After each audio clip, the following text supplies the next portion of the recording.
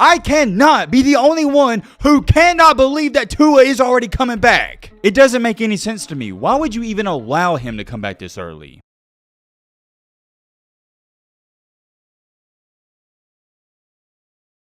I don't want to say I disagree with this, but at the same time, I kind of do. So not only has Mr. Tua Tagovailoa been taken out of the concussion protocol, he's going to start Sunday. It has been confirmed and stated that Tua is expected to be the Week 7 starter. Why do I find it so odd and such a big deal? Because only 13 days ago, a concussion expert, a CTE expert that goes by the name of Dr. Bennett, said Tua should retire. And I can't emphasize this enough. Dr. Bennett, he's not just some random doctor. He is the doctor. When it comes down to concussions and all this CTE crap going on, he's the best of the best. He knows what he's talking about. 13 days ago to be exact, here's what this doctor said to Tua. If you love your life, if you love your family, you love your kids, if you have kids, it's time to gallantly walk away, go find something else to do. Tua, my brother, I love you. I love you as much as I love my son. Stop playing, stop. Hang your helmet up and gallantly walk away. Sometimes money is not more valuable than a human life. $20 billion is not worth more than your brain. And maybe the biggest part about this, and maybe the most controversial part, is he stated that Tua suffered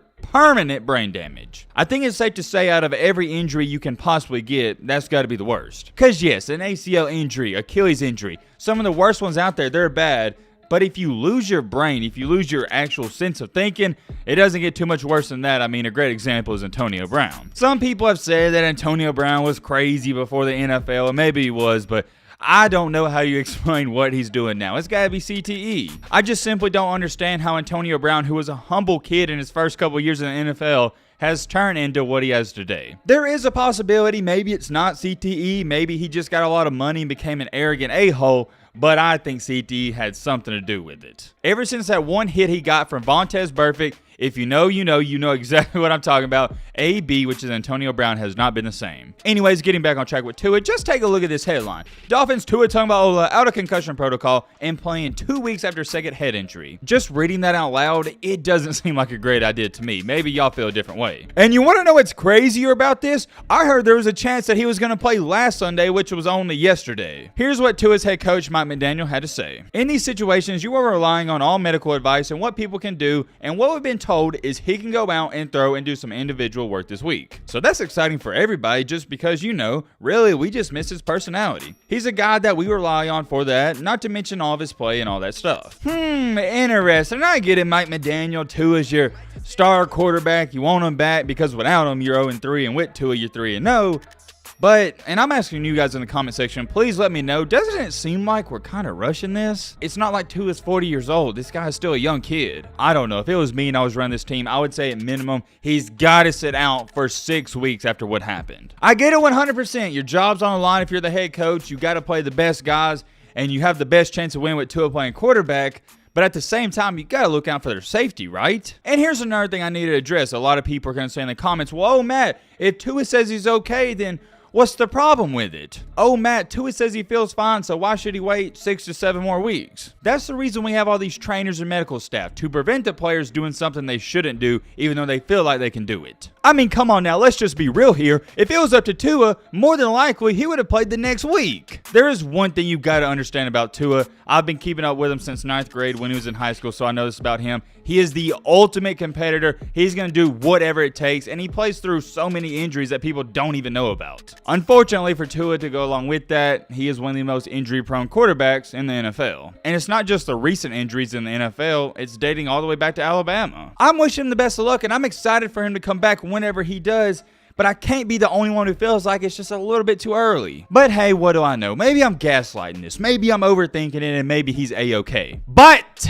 and I have a big but, we thought it was A-okay to play in that Bengals game, and we saw what happened. Like I said earlier, though, the Dolphins with Tua, 3-0. Without Tua, 0-3. He's a difference maker. It goes without being said, I've said this all throughout the college football season, and it applies to the NFL. You can only go as far as your quarterback can take you. You can believe what you want, but that is the cold, hard truth in this sport. At the high school level and middle school level, you can get away with not having a great quarterback, but at the college level and NFL level, no, you gotta have a good one. This is a perfect and a prime example of that, and I think some other people are starting to respect to it because they see how bad the Dolphins are without him. Also, to go along with that, what have I said all year long? You take Bryce Young off of Alabama, they're a disaster. You take Quinn Ewers off of Texas, same thing. Whenever you lose your starting quarterback, your leader of your team, not only does the offense suffer, the entire team suffers. It's demoralizing even for the defense, and some people are going to say, well, Matt, why does it affect the defense? It's not like Tua's going to be playing cornerback or anything. It affects the defense for this reason right here. They get depressed because they know, well, dang, even if we get stops, we're not going to score with the backup quarterback. If you watch sports, you know exactly what I'm talking about. I can't dumb it down any more than that. There's just a certain confidence level around the entire team when you know you got your star guy at the quarterback position playing. Oh, you don't want to take my word for it? Well, here's what Jalen Waddle had to say. A reporter asked him if getting Tua back will energize the team in the locker room, and here's what he said. I feel like definitely, that's our leader, that's our captain. So having him out there battling with us, I feel like it's good for the team. I'm telling you, you gotta have your leader in there. Without him, the team doesn't know what to do. And I know some people are gonna try to bring up, oh, what about the Cowboys, Matt? They got a backup quarterback who looks like a State Farm insurance salesman, and they're winning games, so what about that? And the only thing I gotta say about that is a rare exception. It's not every day you're gonna see a backup quarterback go in there and do what Cooper Rush has done for the Cowboys. I cannot be the only one who cannot believe that Tua is already coming back. It doesn't make any sense to me. Why would you even allow him to come back this early? All right, Matt, calm down. I don't want to get amped up, and I'm not. Let's check out some of the comments, though, because people got mixed feelings and emotions, rightfully so. The first one I saw has got over 500 likes. They're trying to kill him. Going on down here, Twitter doctors are going crazy on this post. They don't even care about Tua. They just want to see him out of the NFL for whatever reasons. Under that, bro, it's called having empathy and not wanting this man to ruin his life. That's what I'm saying.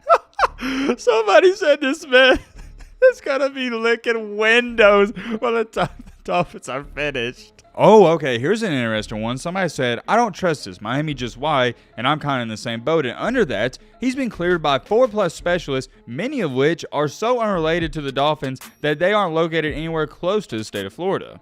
So what about that? I guess he is being cleared by everybody and he should be good to go. Hey, man, it is what it is. Although I personally, and this is just my humble opinion, I personally think he's coming back a little too early. It doesn't mean it's the wrong decision. It's just like the comment said. I have empathy for him. I don't want to see him get hurt again and ruin his life. Whoa. Hold on. Before I end off this video, I got to address this because whenever I upload it, the Broncos and Chargers are going to be playing. Can somebody explain to me why the Broncos are playing on every Monday, Thursday, and Sunday night? This is one of the most mediocre teams. They're scoring 8 points a game. Why are they playing all these primetime games? I think it's going to be another boring game. Broncos and Chargers, who cares? Hopefully, Russell Wilson turns it around, but he has been one of the biggest disappointments this entire NFL season. He's getting paid $250 million and only scoring 10 points a game. I'm very curious, though. Let me know your thoughts down below. But USC! What happened? How is your new door? You're not gonna play off this year! Good luck, man! We get money! This is all you fault, huh? It's not for you! Cause of this team you play against, huh? How you play against Wicked Wally?